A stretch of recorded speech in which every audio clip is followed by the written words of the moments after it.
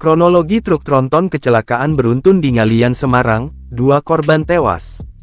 Kecelakaan maut menewaskan 2 orang terjadi di dekat turunan Silayur, Jalan Prof. Hamka, Ngalian, Kota Semarang, Kamis tanggal 21 November tahun 2024 sekira pukul 17.30 waktu Indonesia Barat. Kecelakaan ini melibatkan 2 truk dan sejumlah sepeda motor.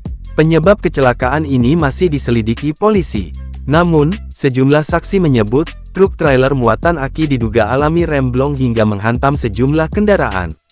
Saya lihat truk trailer melaju dengan kecepatan tinggi tak terkendali lalu menghantam truk yang saya kendarai, ujar sopir truk sampah, Wanto kepada Tribun di lokasi kejadian.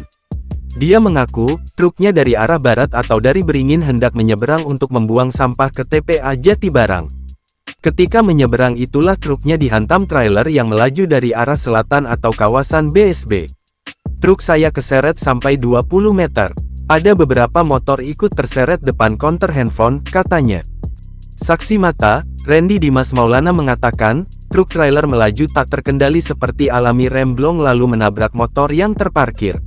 Selain menabrak motor, kata dia, truk menghantam pula tempat usaha laundry, lapak es teh, warung martabak dan tempat jualan es jus buah. Truk baru berhenti setelah menabrak warung es buah. Truk dari atas sudah oleng sudah banyak kendaraan yang menyalakan klakson, ungkapnya.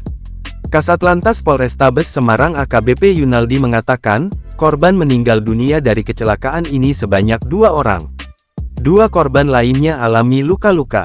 Sopir truk aki selamat. Dia mengatakan, kecelakaan terjadi akibat truk muatan aki melaju tak terkendali dari arah selatan atau kawasan BSB.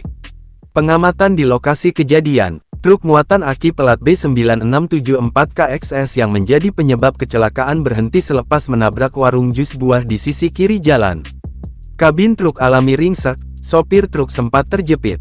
Jarak 10 meter di belakang truk ada truk sampah pelat K9378DP yang alami kerusakan di bagian depan. Ada 4 motor alami kerusakan parah. Petugas sudah memasang garis polisi. Penyelidikan kasus ini sedang dilakukan.